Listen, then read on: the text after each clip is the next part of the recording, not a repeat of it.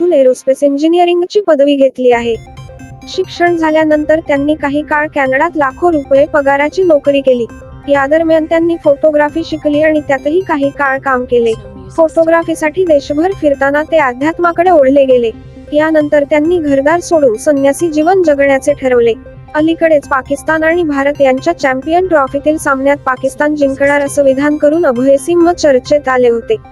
त्यानंतर या सामन्यात भारताचा विजय झाल्यानंतर सोशल मीडियात IIT बाबा ट्रोल झाले होते.